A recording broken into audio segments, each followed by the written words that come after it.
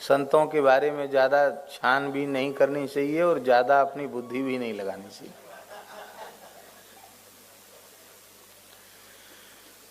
एक घटना हमने अपनी आंखों से देखी एक वृंदावन के संत के बारे में।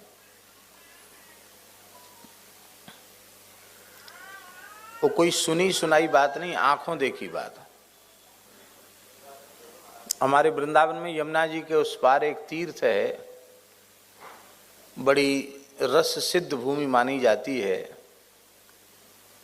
मानसरोवर। एक तो कैलाश मानसरोवर है और एक हमारे ब्रज का मानसरोवर है, राधा रानी मानसरोवर कहते हैं उसको। श्री राधा रानी ने मान लीला की और उनके प्रेमाश्रु बिंदुओं से ही वो सरोवर प्रकट हुआ। श्री वल्लभाचार्य महाप्रभु ने भी वहाँ निवास किया, साधन किया। श्री चैतन्य महाप्रभु भी वहाँ पधारे, सभी आचार्य वहाँ पधारे। और महाप्रभु श्री हितहरिवंश जी वे तो प्रतिदिन राधा वल्लभ लाल जी के राजभोग के बाद वहाँ चले जाते थे और दिन भर वहाँ रहते। शाम को उत्थापन के समय फिर आते थे लौट करके और अंत में वहीं सदेह निकुंज प्रवेश किया उन्होंने। बड़ी पवित्र स्थली है। महाराज जी ने एक महानुभाव थे, उनको हम लोग सीओ साहब कहते थे। उनका नाम था पंडित श्री बालक राम जी द्विवेदी। बड़ा अद्भुत जीवन था उनका। महाराज जी के ही शिष्य थे, लेकिन यदि कहा जाए कि वे केवल ब्राह्मण नहीं थे, वे इस युग के ऋषि थे तो कोई अतिशयोक्ति नहीं। ऐसा पवित्र जीवन था उनका।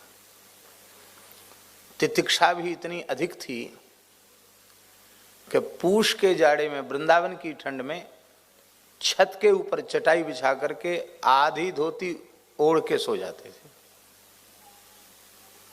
आप कल्पना नहीं कर सकते, इतना सहन क्षमता थी उनके शरीर में। खूब जप खूब करते थे, अच्छे थे, विद्वान भी थे।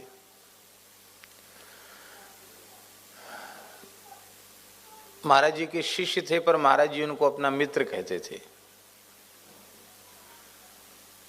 फर्रुखाबाद जिले के थे। आयु भी लगभग महाराज जी के समकक्ष ही थी उनकी। तो जैसे बाबूजी के एक पैर में तकलीफ है, थोड़ा चलने में तकलीफ है, उनको भी तकलीफ थी। वो घूमने का स्वभाव खूब था उनका भी। यहाँ दर्शन करने जाएंगे, वहाँ जाएंगे। महाराज जी बोले कि तुम ले जाओ इनको, सीओ साहब जी को, राधा रानी मानसरोवर दर्शन करा लाओ। अब वो चलते धीरे धीरे थे, वृद्ध थे, पैदल ही वृंदावन से उनको मानसरोवर ले गए। वहाँ सरोवर में स्नान किया, राधा रानी का दर्शन किया। गर्मी का समय था तो सीओ साहब जी बोले कि हम तो अब, हमें कुछ खाने पीने की आवश्यकता है नहीं और हम थक भी गए, हमारे पैर में दर्द हो गया है, तो हम तो अब तो कहीं नहीं जाएंगे। अब हम यहीं, क्या सुंदर लता कुंज है, और यहीं हम पड़े रहेंगे, यहीं अपने भजन करेंगे। अब उनको छोड़ के हम कैसे जाएं? हमको भूख लग रही थी और उनको छोड़ के हम वृंदावन चले जाते हैं कि हम द्वारा लेने आ जाएंगे, तो महाराज जी शायद कहेंगे कि ये तुम्हारा, ये तो गैर जिम्मेदाराना आचरण है तुम्हारा, ये ठीक नहीं है। जो कार्य गुरुजी ने दिया है वो पूरा संपन्न होना चाहिए। तो हमने कि चलो कोई बात नहीं, हमारा भी व्रत हो जाएगा। हम बैठ गए। आप नहीं जाओगे तो हम भी यहीं हैं, शाम को चलेंगे। हाँ, शाम को चलेंगे।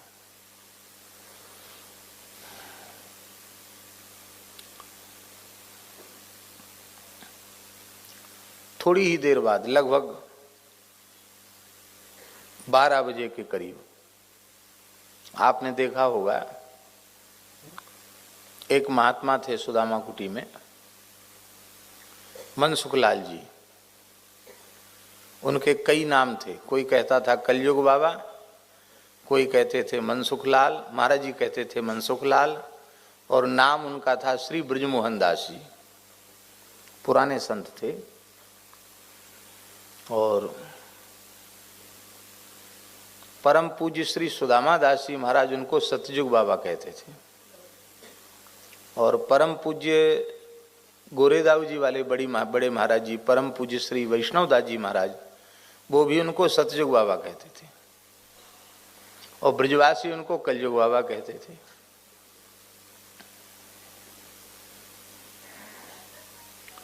और ये नाम उनके खुद ही पड़ गया था ब्रजवासी में। बाबा तेरो नाम कहा है? अरे बा नाम कहा हो, कलयुग को बाबा हूं। तो कलयुगी बाबा से कलयुग बाबा हो गए। और महात्मा बहुत अच्छे संत थे। आयु, हमने जो उनकी आयु देखी है 90 वर्ष से ऊपर की आयु थी। और वृंदावन की परिक्रमा 40 से 45 मिनट में लगाते थे। पंचकोशी वृंदावन की परिक्रमा दौड़ के। विलक्षण थे वो महात्मा।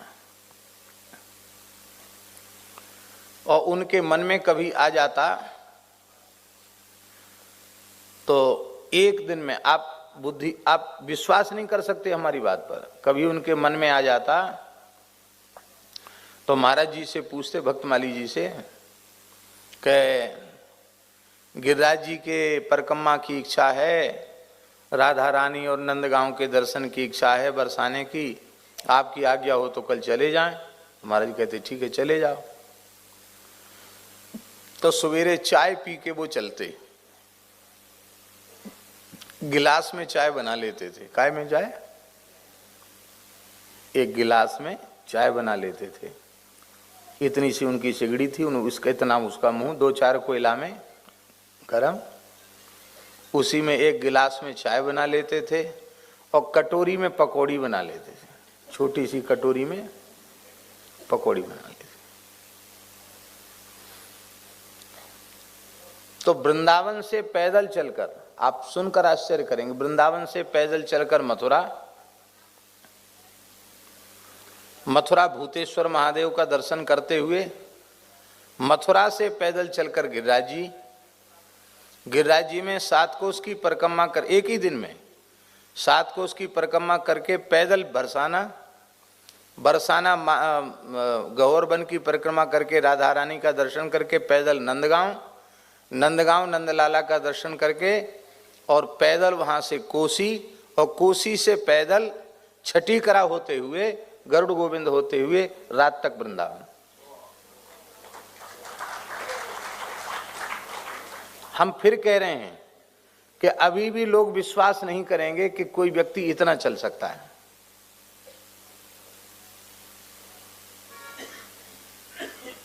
वो तो कोई गिनीज बुक वाला नहीं था, नहीं तो महाराज उनके जैसा तो पूरी दुनिया में कोई इतना चलने वाला। एक दिन में कितना किलोमीटर होगा महाराज जी? मैम 100-150 किलोमीटर से कम नहीं होगा। हाँ, अब पूरा जोड़ने से पता चलेगा, लेकिन अनुमान है कि 150 किलोमीटर लगभग होना चाहिए। एक व्यक्ति एक दिन में चल ले, संभव है? और वो भी आयु, आप कहेंगे आयु कैसे पता था कि आप कहते 90 साल की है? तो थोड़े बीमार हुए, महाराज जी ने रामकृष्ण मिशन भेजा, तो स्वामी जी ने पूछा बाबा उम्र? बोले ने मानो, जब हम आए तो अंग्रेजी शासन था, बिरला मंदिर की नींव खोद रही थी। तो स्वामी जी बोले उसको तो 80 साल हो गए। बोले अब हिसाब किताब पढ़े लिखे जाने, हम तो पढ़े लिखे हैं नहीं। और पूज्य श्री सुदामा दास जी महाराज स्वयं कहते थे, इनसे पुराने संत अभी कोई दूसरे नहीं है। ये तो हम अनुमान करें ना, और भी अधिक आयु हो सकती उनकी। तो वो संत एक सुरा, हम वहां थे मानसरोवर में, वो संत एक सुराही में जल लेकर, बढ़िया ठंडा सुराही का जल, एक हाथ में पंखा बीजना और एक पोटरी में शक्कर और बाल्टी में सुराही और ऊपर से एक पोटली शक्कर की और आम की एक थैला में आम, बढ़िया दशहरी आम लेके, और वो तत्काल उपस्थित वहां सामने। आश्चर्य हुआ, ये कैसे आ गए? हमने कहा बाबा आप कैसे आए? बोले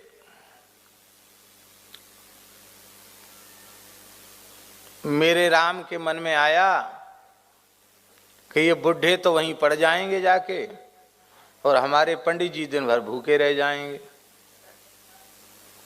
तो ये बढ़िया दशहरी आम है और ये बढ़िया ठंडा सुराही का जल है, तुरंत अभी बनाए। मानसरोवर के जल में उन्होंने आम धोए और तुरंत अमरस बनाया, बढ़िया अमरस बना दिया। खूब डट के अमरस पिया हम लोगों ने। ऐसी मनी मन राधा रानी को भोग लगा। श्री जी का मंदिर तो बंद हो गया था। और एक छोटी सी जो है एक दरी और लाए बिछाने के लिए, तो दरी बिछा दी उन्होंने। दरी पे हम लोग बैठ गए। हमने कि बाबा आप ले लो। बोले नहीं, हम तो सुदामा कुटी जाके पंगत करेंगे, आज भंडारा है, खीर मालपुआ की रसोई है, वहां जाके हम तो पंगत करेंगे, प्रसाद पावेंगे, ये हम अमृत से हमारा काम नहीं चलेगा। तो बाबा कब जाओगे? तब तक तो पंगत। अब ही पहुंचे और आश्चर्य आप मानेंगे कि अब तो वहां थोड़ी सी परिस्थिति बदल गई है।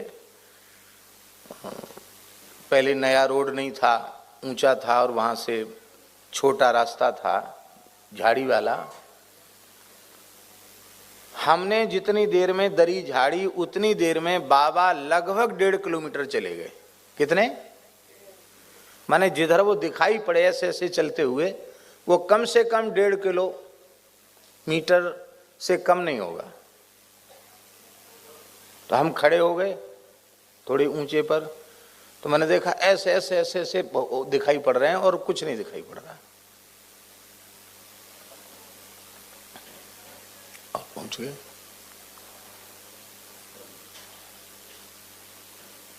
आज भी हमें विश्वास नहीं होता है कि दौड़कर भी इतने जल्दी 1-1.5 मिनट में 1-1.5 किलोमीटर कौन चला जाएगा? 1 मिनट में चला जाएगा कोई 1-1.5 किलोमीटर है? हाँ, कैसे चले गए? साइकिल से भी नहीं जा सकते हैं? नहीं, वो पगडंडी का रास्ता, कोई वैसा रास्ता नहीं। बढ़िया अच्छा रास्ता हो तो कोई बात नहीं। तो हमको बहुत भारी आश्चर्य हुआ।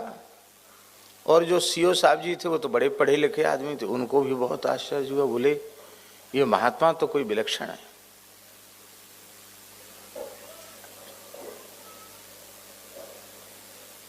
आकर हमने महाराज जी को सुनाया। महाराज जी बोले हाँ, महात्मा तो महात्मा हैं, ऐसी थोड़ी एक दिन में सब जगह हो आते हैं। संकल्प बल से, योग बल से महात्मा लोग चलते हैं। तो हमने बाबा कैसे इतने जल्दी चले? अरे बोले महात्माओं की ज्यादा छानबीन नहीं करनी चाहिए, हनुमान जी जाने। क्या बोले? हाँ, ज्यादा बोले छान, पंडित जी महात्माओं की ज्यादा, बाबाओं की छानबीन न करो, हम तो कलयुग के बाबा हैं, ज्यादा छानबीन मत करो, हनुमान जी जाने।